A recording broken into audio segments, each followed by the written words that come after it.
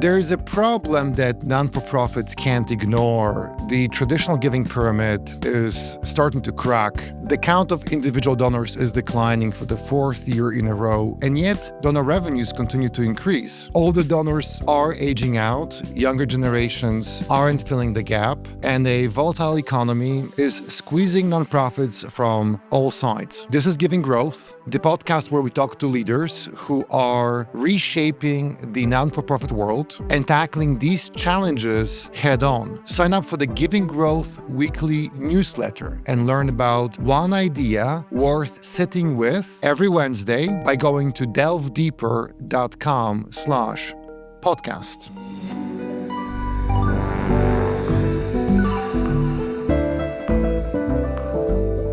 My guest this week is Vlad Chubakov.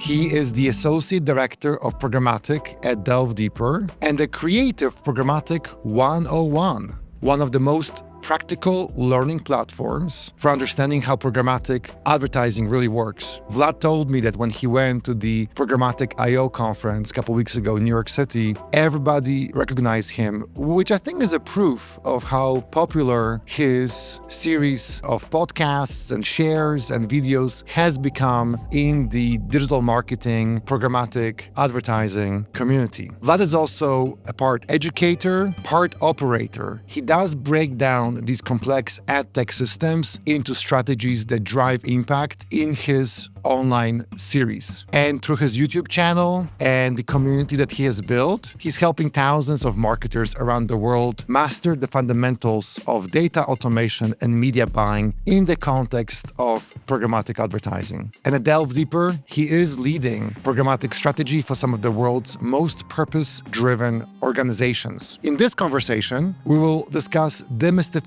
demand-side platforms, so DSPs, optimizing ad performance, and explore how AI is reshaping the future of donor engagement. Vlad Chubakov, welcome to Giving Growth. Yeah, thanks for having me. Always up to talk about programmatic, so let's do this. The word programmatic is confusing because it is.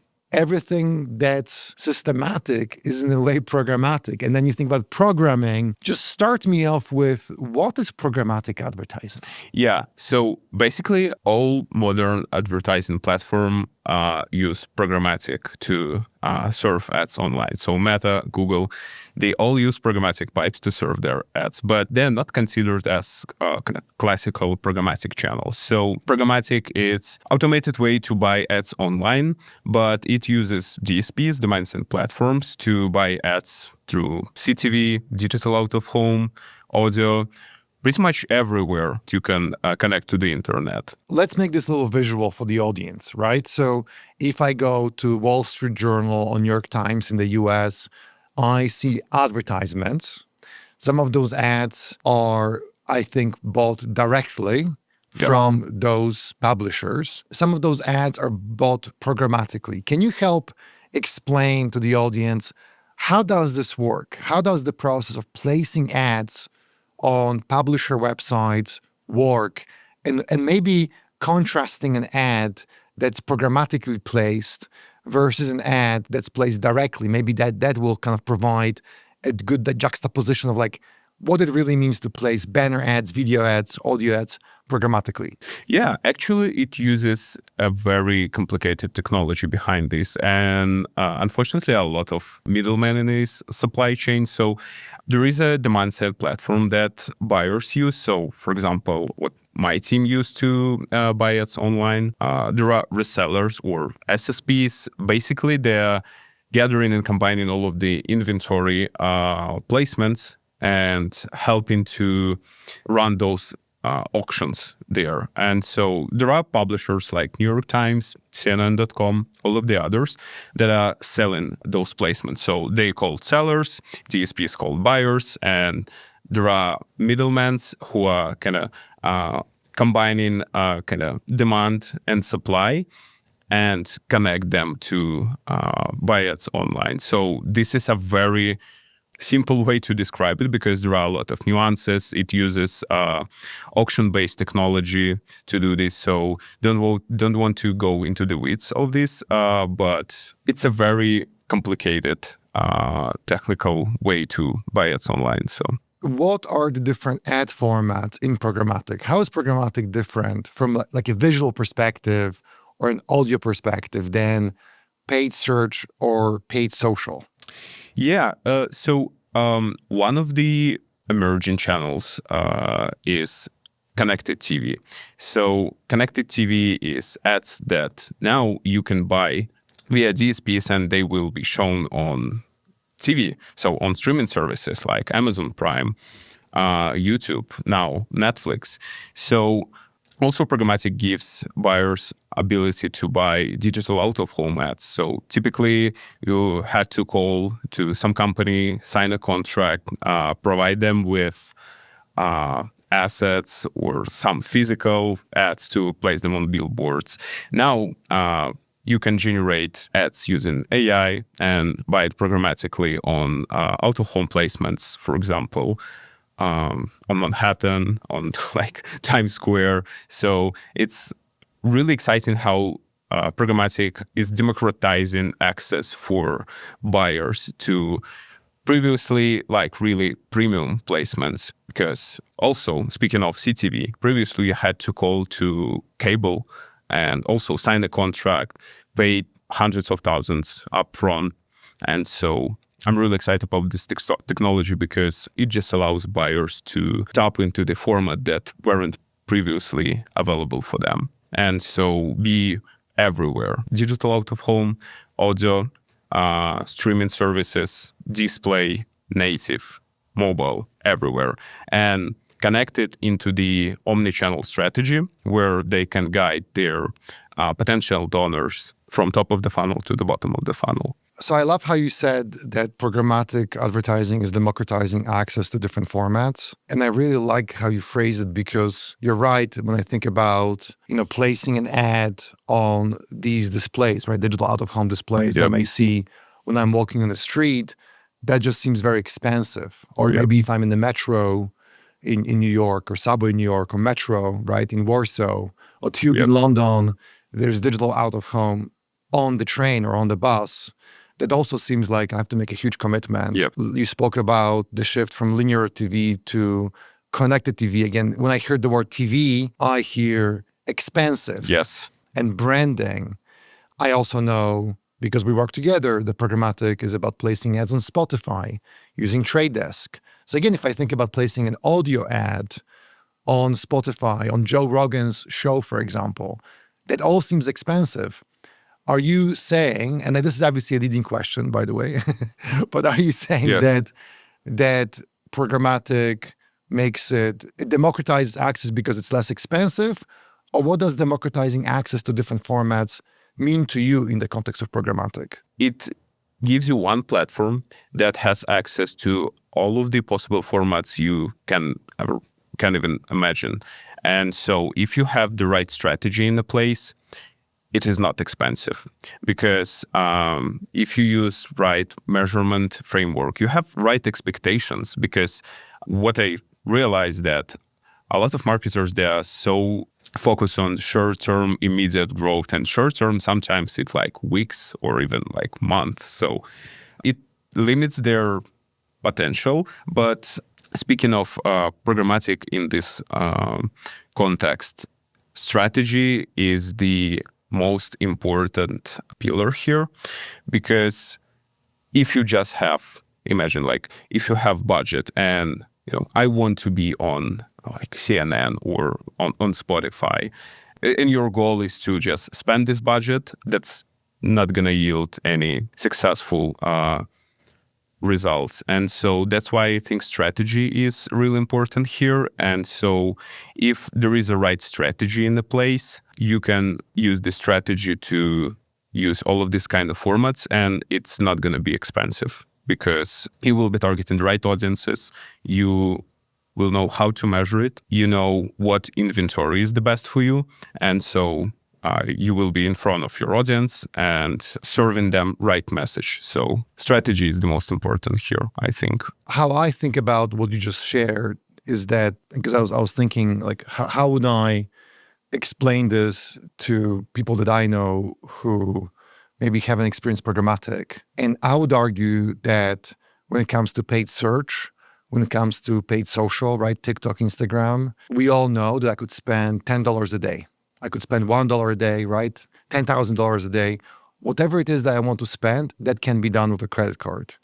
But when I think again about digital out of home, if I think about connected TV, if I think about banner ads on the homepage of New York Times, if I think about, again, that ad on, Lex Freeman's or Joe Rogan's or anybody else's podcast, I don't think $10 a day. I think lots of money. And you also made this point that then it's hard to even measure. But I think what you're saying is that with programmatic advertising, I have access to this really like kick-ass, amazing inventory in places where I normally, before, maybe 20 years ago, I couldn't afford to be there. And it also behaves like digital marketing or digital fundraising in the context of charities. Is that a fair way of describing what democratizing access to formats means? Or like, what am I missing, or what would you add? Yeah, I think you are right, and you can access all of these placements. You don't need to have like upfront commitment. So I have to spend $100,000 and not having any control on like targeting, day parting. It just gives you access to all of these premium placements that weren't available for buyers previously. And $10 obviously is not enough because CPMs are higher. So for $10, it would be like 1,000 impressions. That's not a lot. But my point is that now with the right strategy and precise targeting, it definitely not $10, but it's not also $100,000 upfront payment. It's like more data-driven. Also, again, like based on your strategy, whom you want to reach, what's the geo, you have the full control over your targeting. And you don't need to commit to like really high budget. So you have the full control over your media mix, and you can adjust it in real time, apply optimizations if you see that something is not right. And so it gives you even more power in your hands over your media strategy. So this is what I'm really also excited about. So let's think about, and you and I didn't rehearse it, so I'm just going to put you on the spot. Let's just see what happens, okay? Yeah. Because how I often do these interviews, you and I shared notes for the show, so just so the audience knows, we do prepare for these interviews extensively. But then often what happens is that the conversation takes like a very interesting twist. So here's a twist that I want to test with you. Imagine I'm a charity, right? I'm a top 100 charity. Maybe I have a $5-10 million budget, annual budget. Let's say that right now I'm spending most of that budget on paid search. We both see that happen a lot. And yet we all know that paid search is really a bottom of the funnel type of a strategy, right? It captures existing demand. And many charities right now struggle with knowing how to bring new donors to the funnel. And you already alluded to this a couple minutes ago, because you did say several minutes ago that this is a way to maybe find new audiences. Yep. How would you talk to that C-level, director-level executive at this charity, explaining why programmatic advertising is one channel or one method to explore to bring new donors to the funnel? I like the question, and thank you for liking the question, by the way. Yeah, because like that's my day-to-day work to speak about this, and I think I'm that data nerd, so I try to use data we have, and we have a lot of data about like incrementality of different channels, and so what we learned, having all of this data, is that channels like paid search, their incrementality sometimes like 10%, meaning that 90% of all of the other donations they drive would have happened anyway. And so my question would be to this C-level person, do you want to pay for all of the donations that would have happened anyway? So, okay, so we have like 5 or 10 million, and we can basically like spend this money on getting this 10% of new donors. So is it worth it? Because CPA in this scenario would be probably thousands and thousands of dollars, maybe tens of thousands of dollars. So I think that programmatic is a channel, when is executed right with the right strategy, can allow us to tap into this new donor audience.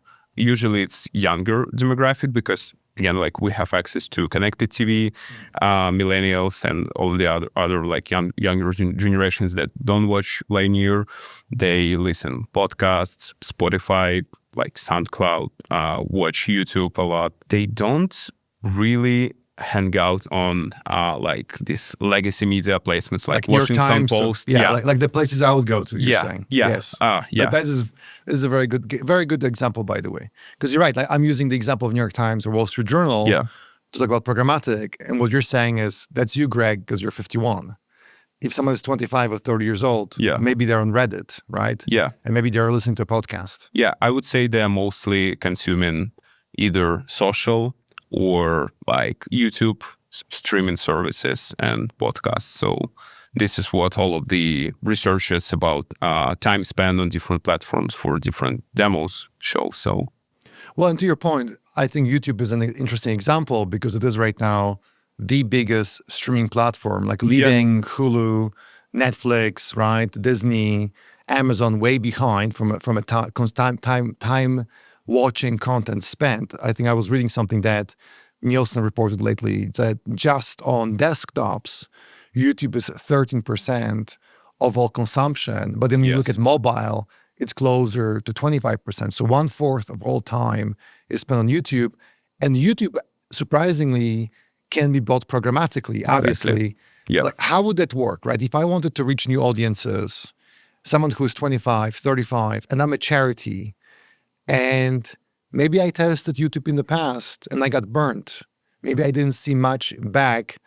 What would you tell this charity to do with YouTube differently through the lens of programmatic advertising so that they would feel like something is actually working? Yeah. Good question. And like the thing with YouTube, and I think with all programmatic platforms in advertising overall, is that this channel is different because it has, especially YouTube, not infinite supply, but close to it. So you can just give me just random number, like $10 million budget that should be spent per week. In YouTube, it's like one click. Probably you could spend it in one day because supply is like, there are a lot of like videos, and I don't remember exactly the number of hours of video uploaded to YouTube every like minute or something. That's like mind-blowing, this amount of hours. So it should be executed right, because if you just, I want to be on YouTube, I'm uploading my assets, activating campaign, you'll find your ads on some sleep videos, if you know what I'm saying, some videos that helps people to get sleep faster. Sure. That would be, by the way, I'll be one of those people watching those videos because it's hard for me to sleep. Yeah, so and so that speaks to me. A lot of videos like that. And so again, the same as in classical programmatic advertising, I recommend limiting number of channels, so applying a low list in order not to appear on some random channels, videos, etc. So it should be executed right. So placement should be limited and measurement framework should be in place. And so YouTube is like a tricky, because I would definitely recommend to show ads on TV, and measurement still is not the best part of YouTube advertising. So I would rely on classical measurement approaches like geo holdout tests, because it shows us halo effect of programmatic advertising. It doesn't rely on identity, technology, because space is like really fragmented. So there are tens, maybe hundreds of different IDs like cookies, UID2, ID5, like tens or maybe hundreds of them. So there is no one unique identifier that can show these conversions for us. So I would rely on more classical geo holdout tests. So maybe pick one state as like control, then one as exposed, run YouTube. So, and then measure what's the lift in donations, for example, over a certain period. And again, it shouldn't be like 1 week. It's a top of the funnel. It requires some time because we need to introduce our brand to the donors, capture their attention, serve our ads multiple times. Then I would say we would want to run some kind of like reprospecting campaign to also have more touch points, because also what we found out is the more touch points with different channels and formats you have, the higher conversion rate is. So if you like run only YouTube, also not very successful strategy. So when you are creating demand, you need to capture this demand. So full strategy from top to the bottom. This is how I would do it, and also have a really detailed plan on how I'm going to measure it, and I don't recommend rely on just platform conversions. It doesn't make any sense because they are grading their own homework. They are showing all of the conversions when impression happened. So that's not really informative. It doesn't tell us what incrementality was. So yeah. I like to watch this Formula One show called Drive to Survive. I imagine in a way that programmatic advertising would be a little bit like me getting into an F1 car. And let's assume that I could even put the car in the first gear, which I understand to be really hard to do. So let's say I put the car in the first gear and I'm pulling out of the paddock and I'm trying to get on the actual track, and knowing me, and just knowing how hard these cars are, I probably would crash it. And my sense is that often when charities and brands get into programmatic advertising, because someone sold them on an idea that sounds exciting, right? Yes. Your ads will be shown on YouTube, and it will be on Joe Rogan's podcast, and they're going to be on the digital out of home when people walk home, and it's going to be an incredibly engaging creative. And people will spend, a couple $100,000 in 30, 60 days expecting magic, and then they crash in the car, right? The Formula One car goes off the track. Yeah. And it's really hard to almost recover emotionally from that crash. So I think what you're saying is that, yes, it is a very powerful vehicle. So that's why you really need to think about it carefully, how you get started with it and how you manage and how you measure it. But, a part of me also feels like maybe it's not like a Formula One car. Maybe I can start with smaller budgets in very specific scenarios and just kind of, dip my toes in the water, do a bunch of smaller steps. Going back to that example of a brand that spends, let's say, $5 million a year on digital, most of it is in paid search. Give me more details about a specific plan that you would design for them. Like, would it be YouTube? Would it be a podcast? How long? How much? Like, what are a handful of key checkboxes to focus on to make that first step, to get a little bit more confidence that this is something to explore further? Yeah. I actually wanted to comment on first part of your question about F1 car. And what I realized is that marketing teams in general, they treat programmatic as one more Google Ads-ish kind of channel. So they use their resources, they use their team that run Google Ads, and now you manage programmatic. It doesn't work because you need to have resources who are their focus will be on programmatic channel. They should have right experience, relevant experience, and know what to do. Because if we just replicate in Google Ads meta approach, it's not gonna work.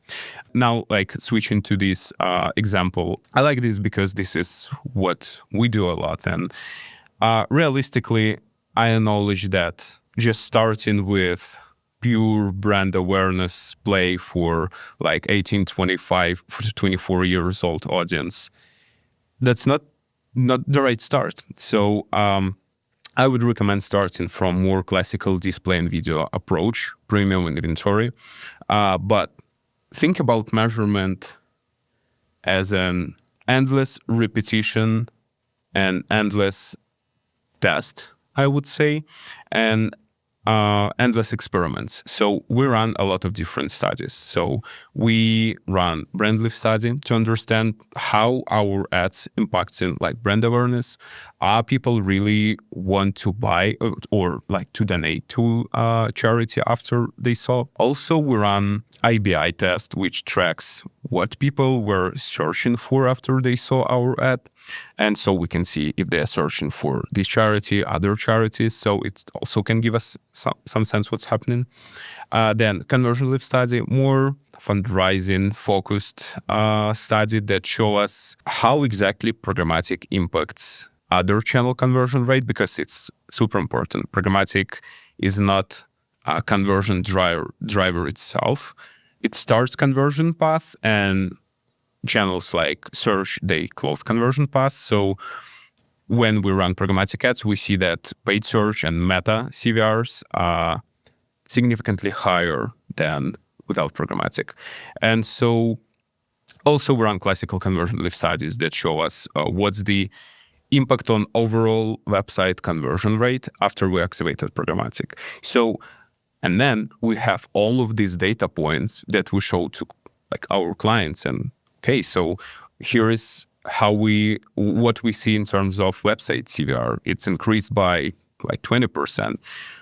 Paid search, paid social CVRs increased by 200% because people are warmer. They know about this brand. They're searching more for this brand. So they are ready to convert. And so we see increase in CVRs. Also, we see uptick in brand awareness. So more people know about this brand. So we're filling this funnel. And then other channel's job is to convert this demand. Getting back to the question. So I would start from more classical digital web-based programmatic with display video, with all of these studies in place to prove that, hey, it works. And then we can test CTV using this framework, but it will be just easier to convince people in the room to do this because we've already shown great results. We have a lot of data points showing that we're doing the right thing, and we can just build on top of this success and achieve significantly more with more powerful channels. And also we'll have all of these data points. So this And is how we much do it. and how much would you recommend that this brand that spends, 5 million a year on digital and it's mostly search, when should they test programmatic, and how much should they be willing to commit to this test? Usually a lot of data points I saw is when their paid search efforts, so they're adding more and more budget to their top of the funnel channels, but their revenue is not growing and sometimes it's declining. And it's easy to understand why, because they're not driving new users. Their existing customer base, their existing donor base, they're aging, less donors. So they're not attracting new donors. So it's kind of collapse of this given pyramid that we talk about a lot here internally at Delve Deeper. So maybe somewhere here will be appear a link to download it. So yeah, I definitely recommend very detailed report from Delve Deeper about the state of the industry. Very helpful. And so yeah, they're not filling this top of the funnel with new audience, and their bottom line revenue isn't growing, and sometimes it's declining. So this is where they should start conversations about top of the funnel channels, sorry. Speaking of the budgets, typically number I have in mind is like 10% of your existing budget can be allocated to this test, and we can start from there.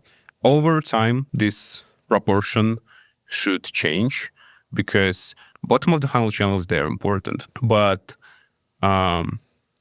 they shouldn't make up to like 90% of the budget, because there is no value investing in existing demand all of this money, because it is not driving new revenue, it is not driving new donors, and it impacts negatively on overall experience because frequency is high.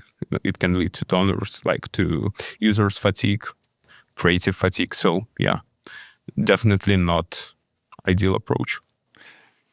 As you were speaking, I was thinking about how charities do direct mail right now, and the big topic in the community is around using co-ops. Co-ops are these aggregators like Wyland, Yep. where you exchange with each other. In the for-profit world, this used to be Abacus, for example, or Epsilon now, where retailers or charities share data about donors or customers, and then you can kind of cross-target each other's lists. And what's happening now is that these lists are shrinking because donors who respond to direct mail are aging out. And charities are pursuing the same exact audience again and again. And, you can't expect different results if you do the same thing again and again. And it feels to me like doing just paid search, which I would recommend a charity does in its mix, it's the right thing to do. Just like I believe that doing direct mail is the right thing to do. Don't cut direct mail. Yes. Maintain direct mail, but if it starts, to your point, to show diminishing returns, like to your point, paid search would show, and I think there are many analogs there, we have to put the money somewhere else. And it doesn't have to be programmatic, right? Yes. It can be paid social. Maybe it's about growing your, AI, SEO. Yep.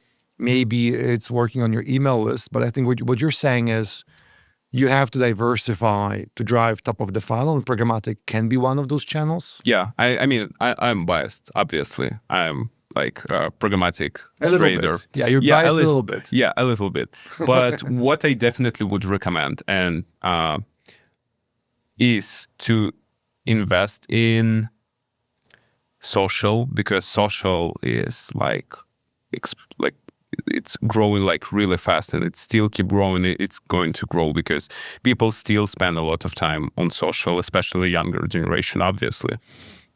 And one of the area that, for example, programmatic advertising isn't covering is influencer marketing, which is the fastest growing marketing pillar right now. So I don't remember exactly, but it's probably like 1,000% growth year over year in ad spend in the US. On influencer marketing specifically. Yes. What I realized is there are brands that solely rely on their digital marketing and not doing anything else. And this is a big problem because the way I think about digital marketing is it's just vehicle or delivering your messaging to the audience. If you don't have anything to deliver, it doesn't make any sense to spend money on that. People don't know you.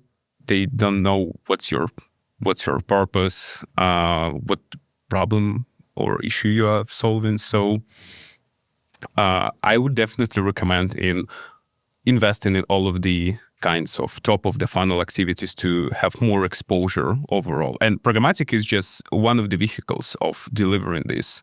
So all of the other channels should be in place as well. I actually wonder, Vlad, if one of the challenges with adoption of programmatic, and from like a black and white perspective, let's just say anything that isn't paid search, is that paid search, and I'm using again paid search on purpose to juxtapose, to make a point, but is it true that paid search is safe? And even to your point, like branded paid search, right? Hardly incremental. I would argue non-branded search way more incremental than branded, but more expensive. And yet it's still bottom of the funnel, very measurable, very immediate, very instant. But if I want to now really have more than, let's say, half of my budget in non-paid search channels, of which programmatic is one, is that about my skill set and having the right measurement framework and having the right creative and everything you've described? Or is it really about me having the permission to test and to fail and to learn? The thing that topic I speak a lot on my YouTube and X is that I think personally that strategy is the most and overall marketing strategy is the most important part of the success here. And so when we have it in place, we can test channels with really thoughtfully planned measurement and testing framework. Because if we are going to just test it, I don't think this is going to be successful because what's our creative messaging would be? Something that is just random. We just put some creative and upload it to the platform, click the button, testing. So what we're expecting. So what the message we are delivering, how we are collaborating with other channels. That's why I think strategy still is the most important thing. And I personally against of thinking it like, let's test programmatic. Because for me, it's like, let's just click this button and wait and see if magic will happen. So for me, it's kind of this situation. And I've never seen successful example of that because it doesn't use any data, strategy, thoughtful planning. So yeah, I'm not a big fan of this approach, specifically for programmatic, I would say, because this channel is very sensitive to marketing strategy. Because like, I don't want to position paid search as a villain here because it is not. Like, just I think brands are overspending.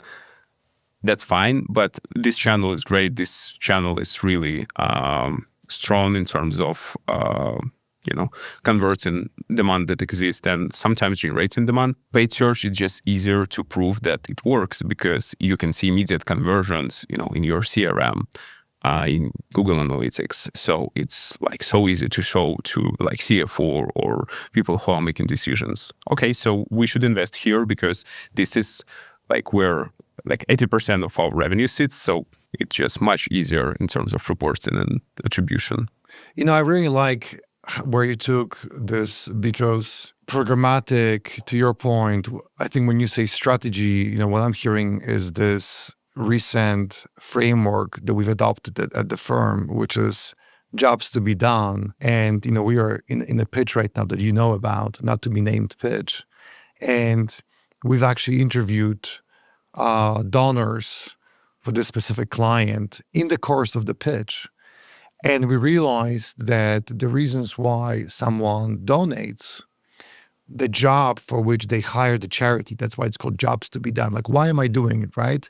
It isn't just affinity. Like in my case, the example I often bring up is my father died of leukemia when I was 6 years old. And someone could say my affinity to Blood Cancer United or to cancer.org is a parent died of leukemia. But the reality is that when I donate to those organizations, and I do, I'm actually not doing it because of my father passing away from cancer. I'm doing it in terms of the job that I'm hiring these charities for. I'm doing it because I care for other boys and girls to have care if their parents go away, if their parents pass. And I never got mental health help when I was, 6 years old. No one ever talked to me about what happened and how I should process that. And I think this is strategy, because if I'm a charity and I understand my donors' needs, then to your point, I know what ads to show that tap into these, let's call them triggers, these things that I deeply care about, again, jobs to be done that I'm hiring the charity for. And then it actually becomes more believable. To your point, it isn't just an ad about donate $10 a month because I am helping cure cancer, which is obviously, it is the right thing to say, but maybe a more powerful thing to say is donate so that other boys and girls whose parents passed away from cancer don't have to go through what you went through, Greg. There must be others like me. That's what I'm hearing when you say strategy. And that's about the psychology, right? Yes. Of programmatic. Yes. And do you see brands get the psychology of programmatic right or wrong? I think that I would say this simplified approach to attribution created this situation where a lot of brands are overspending on channels that works on paper. And in reality, it doesn't give a credit to channels that doing this hard job in attracting new donors. And obviously, cost per acquisition of these donors, this costs are higher. But it created ecosystem. I call it like digital marketing playbook from 2010, where everything was different because clicks mattered. Because now clicks doesn't matter. People are not really clicking on ads, and like you can't click on CTV ads, for example. So for me, like clicks are dead. So it's more about website visits that we can track. We can run different studies to assess how ads impacting like website traffic and all of the other things. But yeah, when marketers use this playbook, they oversimplify digital marketing, in my opinion. And so this created a situation where it's so easy to invest more and more in Google Ads and don't invest at all in top of the funnel channels. And I'm not talking about programmatic specifically. There are a lot of ways to run awareness campaigns. You can have a direct campaign with CNN. So you can go just sign a contract, send them your ads. It will be direct campaign with CNN or MSNBC. So I think it created this situation where marketers are not able to make right decisions. Everything is like super simplified, just, clicks, conversions in the platform, and marketers allocating budget based on that. But I think that's not as simple, and it's not really hard. It's something in between. But I don't see like so far industry moving into this direction, unfortunately. That's why education is so important, and that's why we talk about it with our clients. I would say sometimes on a weekly basis, explaining why investing in top of the funnel is so important and showing data. Because what sometimes is missing is like clear data points. Why? Because like everybody knows that it's the right thing to invest in top of the funnel. Everybody have this slide with marketing funnel. It's like top of the funnel, we are populated with people, then we are retargeting them, blah, blah, blah.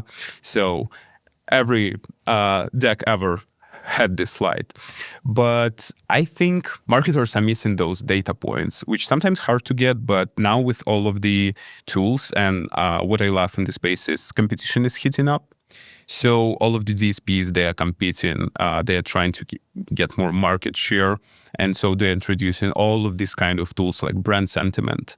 Now we can understand what the brand sentiment is and segment those people and target those segments differently with different message. So if we know that some people don't really trust this, so we can run some specific message for them. There are super fans who like really trust our brand. And so they give us a lot of different studies and tools to have data points to prove it to CFO, executive marketing teams, and make a case for investing in top of the funnel. So I would say, to sum it up, education is still really a big issue. Because in my opinion, digital marketing is oversimplified in the industry. It's heavily reliant on last touch attribution. To your point about education, when I think about top of the funnel, and like you said, everybody has seen this graph, right? Yes. The inverted triangle. Yep. And actually, it's funny because when in the not-for-profit world, we talk about the giving pyramid, really giving pyramid is the funnel that's inverted, right? It's the same thing. So whether the model that you're using is the giving pyramid or the conversion funnel, it's the same thing, just flipped 180 degrees. And we all agree we need a strong base of the pyramid, right? Exactly. Yep. And it's cracking because the base isn't strong. And what you're saying is, I think we all agree that to strengthen the base, we need to fill the bottom with more people who are interested in my mission. But I think the point you're also making is that it's complicated. Maybe the draw, and I'm using on purpose paid search throughout this conversation. I know I seem a little obsessed with paid search, right? And I know that's what it comes across like, but I'm trying to use paid search to juxtapose top of the funnel against, because I think it's an easier mental model. So if we all agree that we need to generate more demand, more awareness, the thing that I hear right away, which I don't like as a word, is branding. So it may seem to someone that when I want to strengthen the bottom of the pyramid, that's actually branding. And I think that programmatic does branding, but it does it in a way that's very unique and that's very different than what we normally think of as branding. How would you describe to someone how programmatic is branding and yet it is totally different from branding? Yeah. And do you even agree with this statement that it is like branding, but it's totally different from branding? Or how would you explain it in the context of the word branding? I personally don't don't like this split on branding and performance. I think that all advertising is performance advertising, because what performance advertising for me is that it drives real business outcomes. And so I don't think there is a marketer in the world who thinks that, oh, it's branding, let's just spend $10 million and forget about this.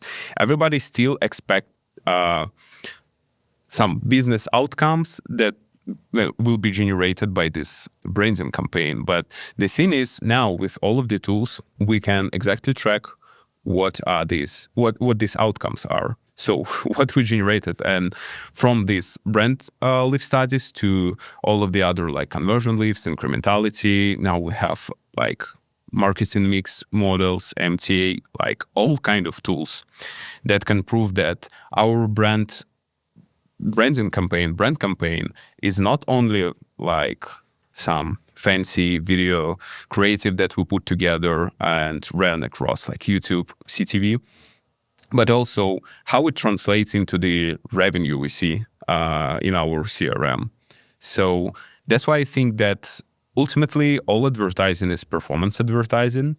It is more immediate call to action where we ask to do some action like right now, or it's more long-term play where we're introducing our brand. We're trying to capture people's attention, because I think this is the main purpose of the marketing, capture people's attention. And this is where formats like CTV, when you lean back on your sofa, you're watching something on a big screen, sound on, high quality creative, it perfectly captures your attention significantly better than display ad, because I have this like a banner blindness, if you know what I mean. Sure. I just don't see ads. So when I see video or audio ad, I'm like, oh yeah, that's, at least I recognize that it's ad and I can process it, because with banners it's harder, I think.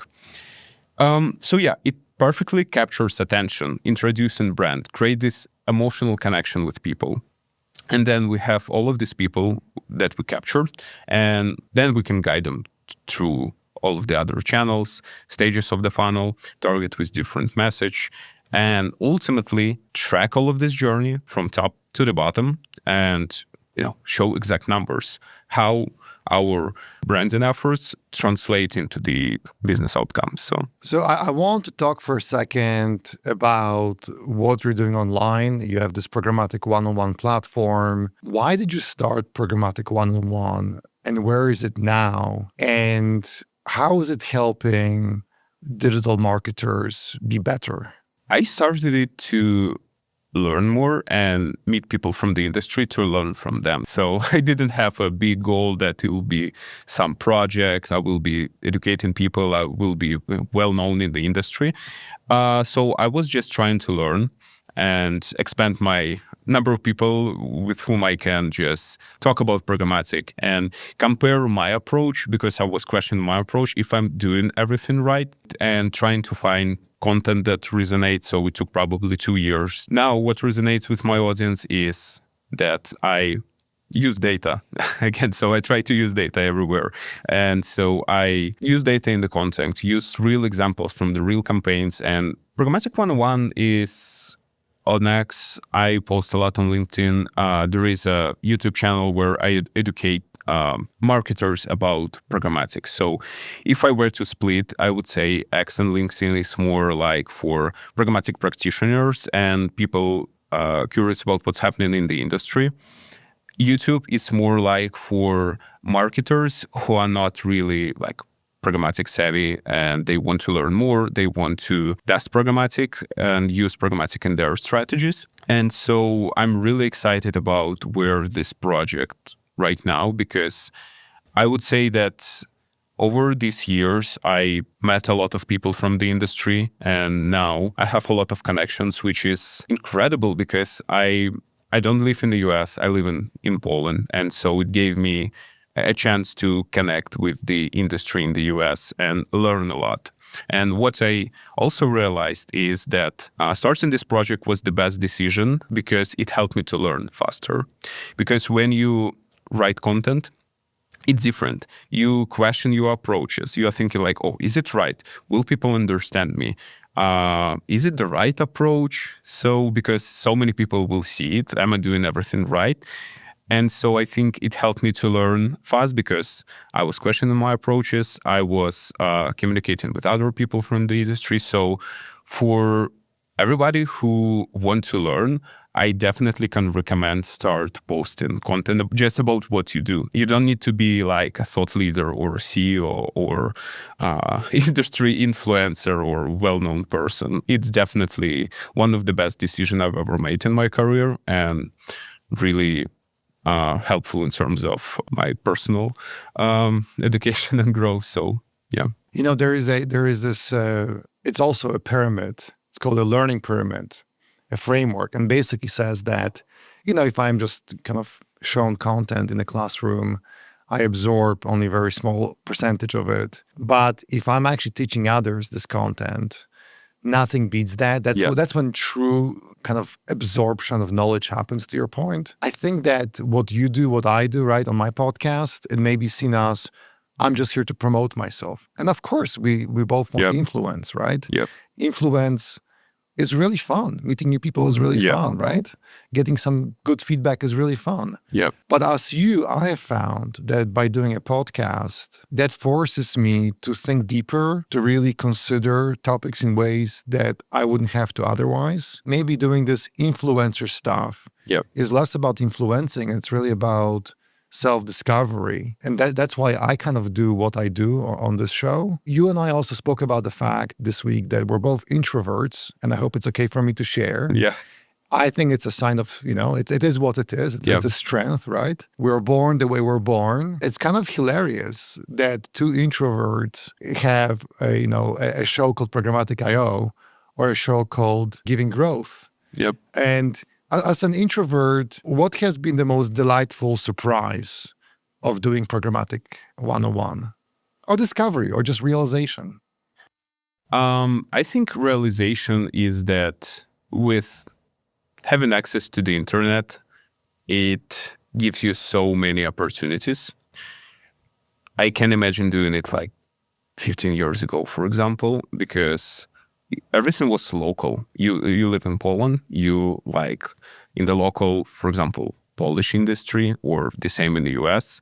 But now you can be anywhere in the world, do your thing, be good at it, share it with the people, get connections, and then people will notice you and you will be considered as an influencer. So I would say it's weird for me because I personally, like, I've met so many people who were like, oh, Vlad, this is you, because I've never been to the US. This is my first time. And I have so many people who know me. So that was like mind blowing for me. I mean, it's not a big project. It's still some industry niche kind of project, but still I'm surprised by scale of this because when people ask me like, oh, tell me about your project, do you have at least like 100,000 subscribers? I'm like, I don't even know how many subscribers I have. Probably a few thousand. I mean, like probably a few thousand on X, a few thousand on LinkedIn. But back to my point about influencer marketing, especially about niche influencer marketing, now number of followers also doesn't matter because algorithms created to promote posts, not people. And so if your post is getting noticed, like people react to that, it will give you more views, impressions.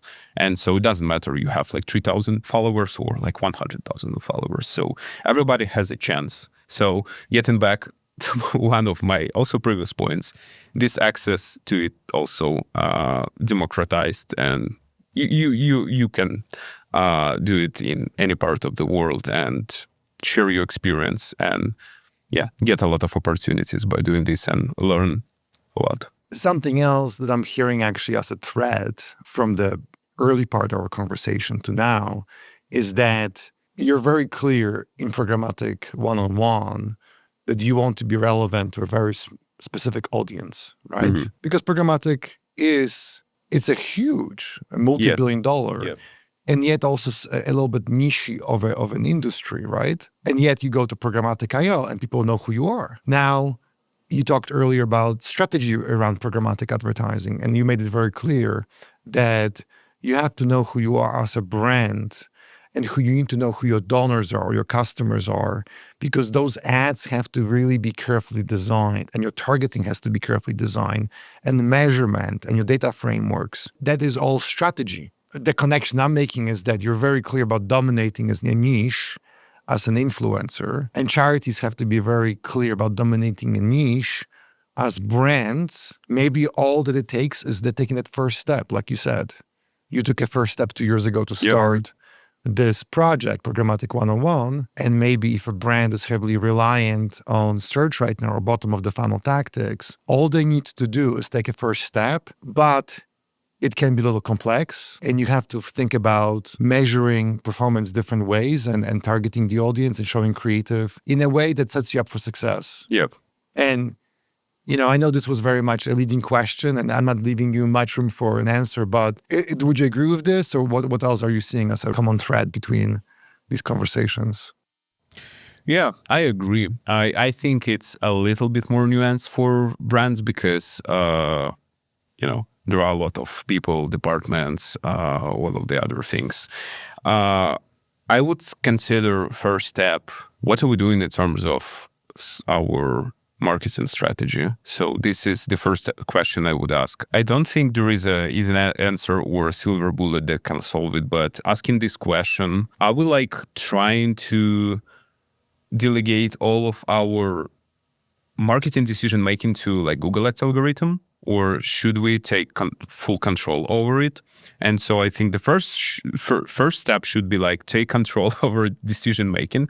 And give it to the marketing team, not to Google Ads algorithm, because getting back to this paid search issue, now Google Ads has a few black box solutions, and so marketers are oh, okay, it can generate those not really good looking creatives, split budgets between audiences, run it somewhere, probably on YouTube, or don't know, because there is no report that shows placements. And so, this is our marketing strategy. We just using our credit card to fund this PMAX campaign. So this is our marketing strategy. I think a good step would be do we really want to delegate everything to this AI black box, or maybe it would be a good idea to take control over our marketing program? And AI is great. I'm really bullish on AI, but I don't think you should delegate all of the decision making about your marketing program to PMAX or Advantage Plus or Amazon Performance Plus. So it would be more are we controlling it, or this Google PMAX algorithm is controlling our digital marketing program? So I think this would be a great first step for brands who are not really mature in their digital program and they are just starting. So maybe this is a good way to wrap up this conversation, because you and I both agree with this philosophy. I think that it's human intelligence and artificial intelligence, and to your point, increasingly, and for good reasons, automation is being built into every media buying platform. Yep. I like to think that whether I am $1 million a year budget brand or $100 million a year brand, we both have access to the same exact algorithm. Mm-hmm. And if that's the case, how am I going to get outsized returns if we both are, the playing field is leveled, right? Exactly. And I think that's why brands are seeing digital ads be so expensive, because one of the unspoken truths that I believe it is that Google and Meta and others are not motivated to increase performance. They're motivated to maximize cost per click, up to the point that the brand is willing to bear that pain. And I think these algorithms are designed to maximize CPCs, first and foremost. So that's where human intelligence comes in, whether that's in programmatic, in influencer marketing, to your point, in search and social. We have to have a strategy, and I like how you said take control of these tech stocks so that we can get outsized returns, so we can get $2-3 on every dollar invested. And I think that's kind of this ongoing tension in the industry, right? Between taking control and releasing control, human intelligence, artificial intelligence. And I think, to your point, this is absolutely applicable to programmatic advertising too. You Yeah. can't just, I wish there was an easy button, Vlad.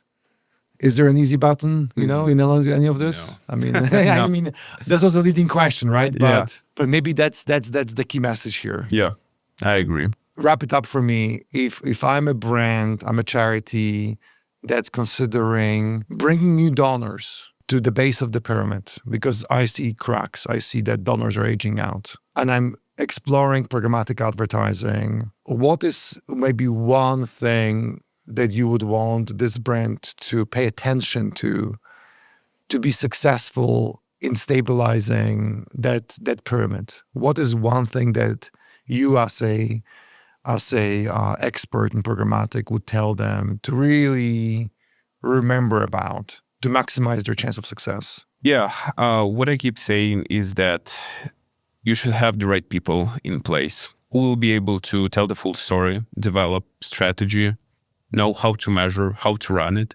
And so I think the best decision brands can make is to hire team, hire resources with the right experience to help them with building their programmatic. It could be in-house team, it could be agency. My main point is that there should be a person with the right relevant experience who can tell what, how to do, what's the cost, what's the plan. So I think hiring like professional, it doesn't matter, like, as I said, like agency, freelancer, like whatever, having the right resources and work with them in tandem to develop this strategy will be my one of the main advice I could give to brands. And I would imagine, and I hope it's okay that I volunteered this, I would imagine that if someone is thinking of dipping their toes into programmatic and running successful tests, they can probably reach out to you. They can look for programmatic one-on-one online. Yeah. I assume your name will come up.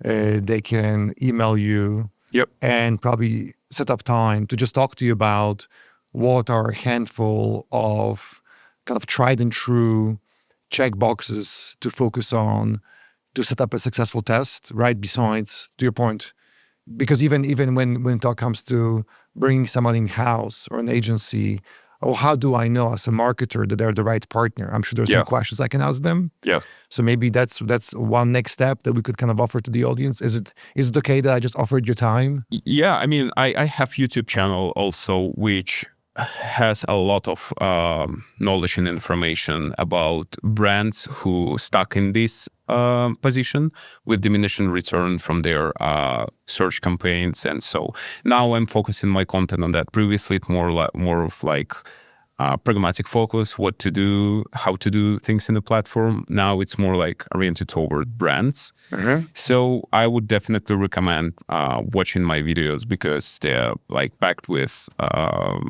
amazing practical advices. Yeah, sure. What you should do, etc., etc. So yeah, you can reach out to me on LinkedIn. Always happy to help, share advice, and I'm posting a lot on X and LinkedIn. So yeah, follow me there. Also, a lot of information trying to make it super like practical oriented. So yeah. Well, Vlad Chubakov, Associate Director of Programmatic at Delve Deeper, and author of Ad Programmatic 101. Vlad, thank you for being on the show. You know that I love that you're doing this project. When you and I first spoke about Programmatic 101, because you were kind enough to talk to me about it, which you didn't have to do that, but you did regardless, which was really, really awesome. And I really always appreciated that. I've always been excited about this project because I talk a lot about us getting out of our comfort zone. You know, everyone says that's where growth happens. And you're a walking, talking, living example of someone who, again, if I may, as an introvert, decided to put himself out there. We both know how scary it is to actually, you know, post things, right? Because you feel so exposed and you feel judged and what will people say? I know for me personally, doing this podcast gives me so much more appreciation for what influencers do and any artist does when writing a song or making a painting. this process of putting yourself out there is scary, but I love how you decided to lean into it and you decided to just experiment and play with it. So thank you for doing that. Thank you for being here on the show with me. And honestly, thank you for being a Delve Deeper and being a member of the team. Yeah, I appreciate these warm words. Thanks for having me. It was a great conversation that I really enjoyed.